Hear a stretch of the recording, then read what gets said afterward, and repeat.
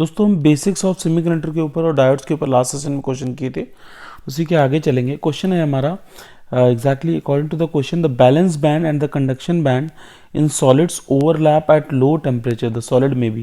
मित्रों ये कहना चाह रहा है कि जो हमारा बैलेंस बैंड है और कंडक्शन बैंड है एक दूसरे को ओवरलैप कर रहा है। आपको पता है कंडक्शन बैंड ऊपर वाला होता है और बैलेंस बैंड नीचे वाला होता है। जनरली ये दोनों अगर ओवरलैप कर रहे हैं मित्रों, ओवरलैप हमारा किस केस में करते हैं, मेटल्स या कंडक्टर के केस में they are going to overlap. तो इसका आंसर क्या हो जाएगा, A option will be absolutely correct. Semiconductors के बीच में गैप थोड़ा सा होता है और सेमीकंडक्टर के बीच में गैप मतलब गैप जो होता है छोटा होता है, और इंसुलेटर्स के बीच में गैप बहुत ज्यादा होता है।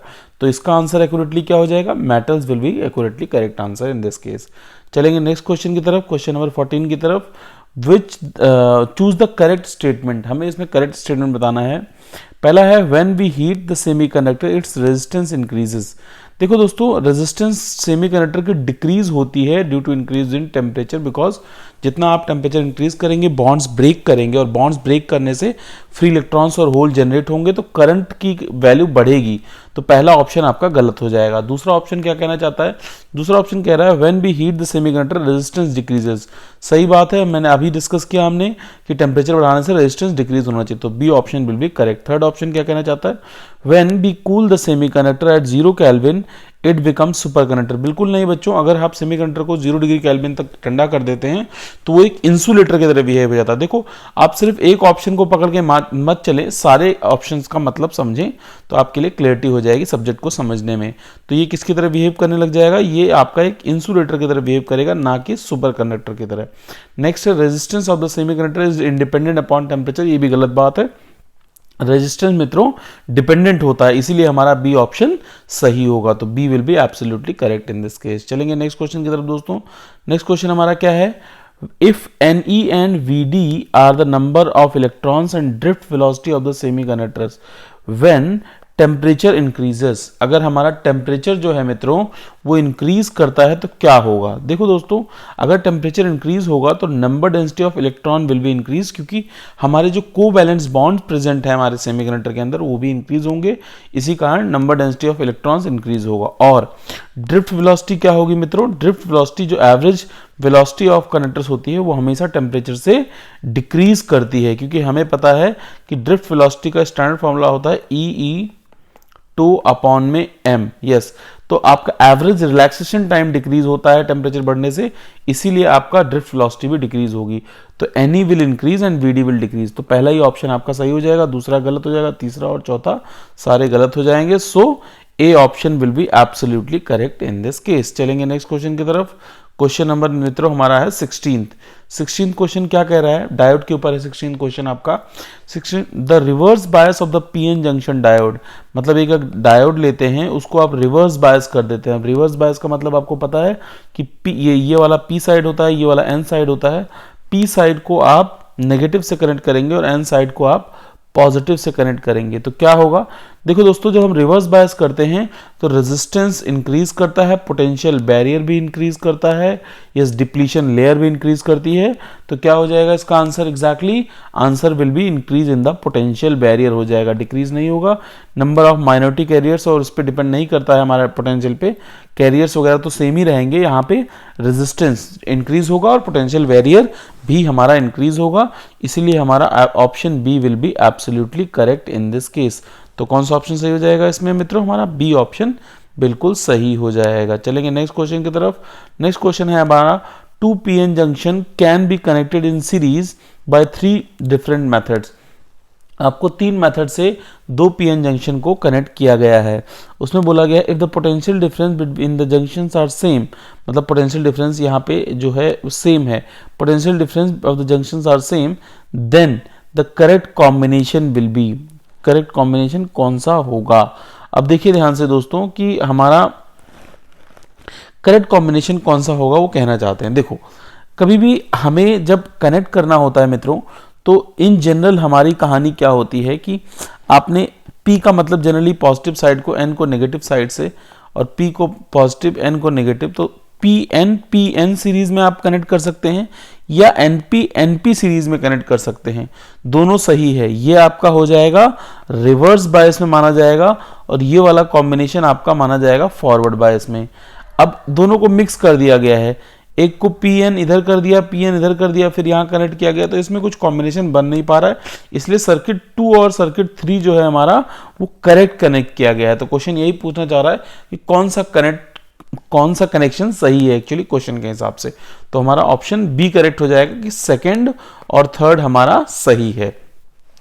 चलेंगे नेक्स्ट क्वेश्चन की तरफ, क्वेश्चन नंबर 18 की तरफ। क्वेश्चन नंबर 18 क्या कहना चाहता है, 18 के बारे में हम चर्चा करेंगे दोस्तों। कहना चाहता है the approximate ratio of the resistance in forward and reverse bias of the PN junction. देखो दोस्तों, अगर आप ध्यान से समझें तो इन जनरल एक जनरल आइडिया लेते हैं तो फॉरवर्ड बायस में जो रेजिस्टेंस होता है वो तकरीबन 10 ओम का अप्रोक्सीमेटली डाटा होता है, आप ये ध्यान रख सकते हैं। और रिवर्स बायस में जो रेजिस्टेंस होता है वो हमारा होता है तकरीबन 10 की पावर 5 ओम्स के ऑर्डर की बात मतलब इस वैल्यू तक होता है। अब आपसे RF बाई RR पूछ रहा है, RF बाई RR करेंगे तो 10/10 की पावर 5, जब आप कैंसिल करेंगे तो 1/10 की पावर 4। तो यहां से आपका आंसर कौन सा सही हो जाएगा, आपका option D will be absolutely correct in this case. इस केस में हमारा डी ऑप्शन बिल्कुल सही हो जाएगा। मुझे उम्मीद है आपको क्वेश्चन समझ में आ गया होगा। अब हम चलेंगे 19th क्वेश्चन पे। 19th क्वेश्चन आपका क्या कह रहा है, आप ध्यान से देखें। कह रहा है the dominant mechanism for the motion of the charge in forward and the reverse in PN junctions are. Dominant mechanism का मतलब यहां पे क्या है कि कौन सा मैकेनिज्म। देखो, दो तरीके से मैकेनिज्म काम करता है। एक होता है ड्रिफ्ट का मतलब होता है जबरदस्ती फोर्सफुली हम इलेक्ट्रॉन को पुश कराते हैं, और एक होता है डिफ्यूजन मैकेनिज्म। डिफ्यूजन में क्या होता है कि कंसंट्रेशन, ड्रिफ्ट का मतलब होता है आपने इलेक्ट्रिक फील्ड लगा दी, एक तरफ पॉजिटिव एक तरफ नेगेटिव, तो इलेक्ट्रॉन्स जबरदस्ती एक तरफ फ्लो करेंगे, तो ड्रिफ्टिंग ऑफ इलेक्ट्रॉन्स हो गई।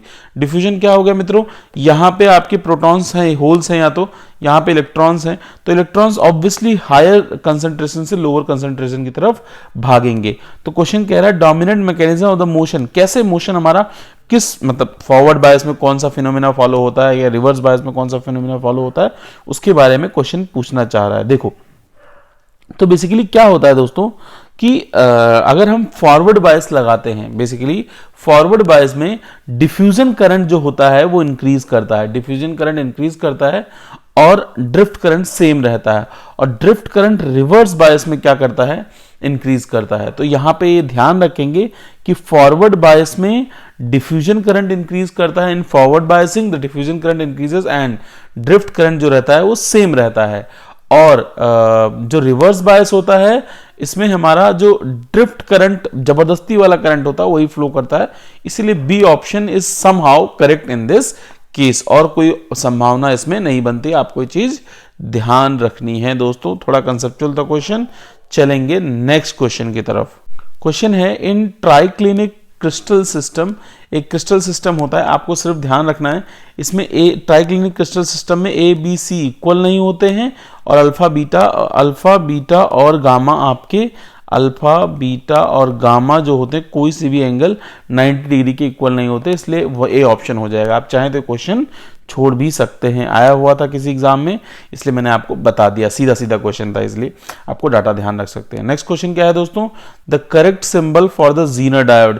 जीनर डायोड के लिए करेक्ट सिंबल कौन सा होगा, सभी बच्चों को पता है। करेक्ट सिंबल इसका होता है कि हम एक डायोड बनाते हैं, उसके आगे इंटीग्रेशन का साइन लगा देते हैं टेढ़ा मेढ़ा, तो हमारा ए option will be absolutely correct for the Zener diode के लिए हमारा सही हो जाएगा। चलेंगे नेक्स्ट क्वेश्चन की तरफ। नेक्स्ट क्वेश्चन हमारा क्या है, नेक्स्ट क्वेश्चन कह रहा है दोस्तों in the given figure which of the diodes are in forward bias, इनमें से कौन सा हमारा फॉरवर्ड बायस में होगा। चलिए देखते हैं। देखो दोस्तों, सबसे पहले तरीके मैं आपको समझा देता हूं, पहले हम चलते हैं फिर ऑप्शन बाद में देखेंगे। पहले देख लीजिए, पहले हमेशा छोटे वाले को, जैसे चाहे प्लस का हो चाहे माइनस का हो, हमेशा छोटे वाले चार्ज को 0 पे कर दीजिए। तो यहां भी -5 ऐड कर दीजिए और यहां भी -5 ऐड कर दीजिए। तो ये कहां पहुंच गया, 0 पे, ये आ गया 5 वोल्ट पे। नेगेटिव वाला 0 पे है, पॉजिटिव वाला +5 पे है, इसका मतलब ये कौन सी बायसिंग हो गई, फॉरवर्ड बायसिंग हो गई। क्या करेंगे सर? कुछ नहीं करेंगे बेटा, पहले आप चुन लो कि छोटा कौन सा है। हमने छोटा चुन लिया 5 वोल्ट, उसको 0 कर दो। क्या करने पे 0 हो जाएगा? -5 करने पे। तो -5 करने पे और जो काम उसके साथ किया वही पड़ोसी के साथ कर दो, तो 5 वोल्ट आ जाएगा। तो पॉजिटिव वाला +5 वोल्ट, नेगेटिव वाला 0, इसका मतलब ये क्या हो गया? फॉरवर्ड बायस हो गया। तो अगला देखते हैं, इसमें ये छोटा है, इसमें अगर मैं +5 करता हूं तो इसमें भी +5 वोल्ट करूंगा, तो ये हो जाएगा -7 और ये हो जाएगा 0। नेगेटिव पॉजिटिव वाला 0 और उसके रिस्पेक्ट में नेगेटिव वाला -7 पे है, मतलब दूसरा वाला हमारा जो हमारा है दोस्तों वो नेगेटिव पे है, मतलब ऑब्वियसली नेगेटिव वाला है with respect to P type. तो ये भी कैसा हो गया? फॉरवर्ड बायस हो गया। तो पहला दूसरा दोनों फॉरवर्ड बायस हो गया।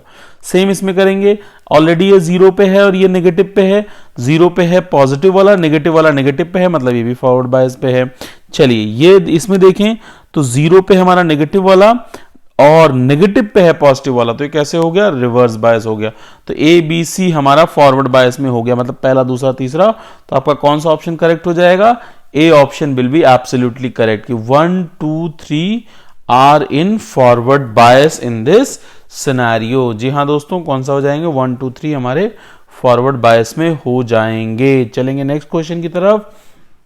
क्वेश्चन क्या कह रहा है?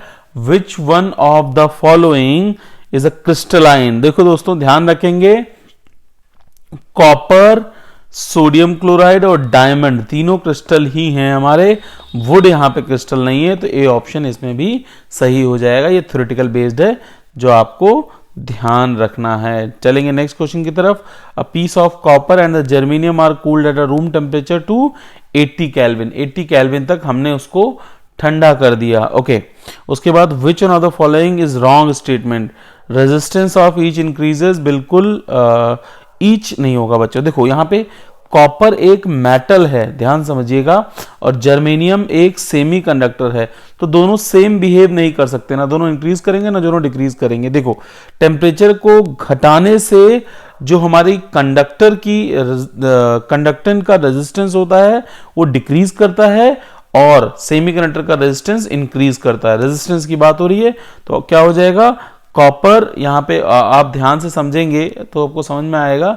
रेजिस्टेंस ऑफ ईच इंक्रीजेस, अच्छा रॉन्ग पूछा है, I am sorry, wrong statement पूछा है, तो पहला भी रॉन्ग हो गया आपका, दूसरा भी रॉन्ग हो गया, क्योंकि इंक्रीज दोनों का नहीं हो सकता, दोनों का डिक्रीज नहीं हो सकता। Resistance of copper increases, copper का रेजिस्टेंस इंक्रीज नहीं बेटा, कॉपर का रेजिस्टेंस डिक्रीज हो रहा है, तो इसमें सही जो होगा वो केवल फोर्थ वाला है, कॉपर का डिक्रीज वाइल जर्मेनियम का इंक्रीज, तो फोर्थ वाला सही है। तो 1, 2, 3 तीन रॉन्ग हो जाएंगे, तो ऑप्शन कौन सा हो जाएगा? ए हो जाएगा, कि हमारा मतलब ऑब्वियसली ये भी इनकरेक्ट है, ये भी इनकरेक्ट है, ये भी इनकरेक्ट है, तो तीन ऑप्शन वहां पे हमारे सही हो जाएंगे।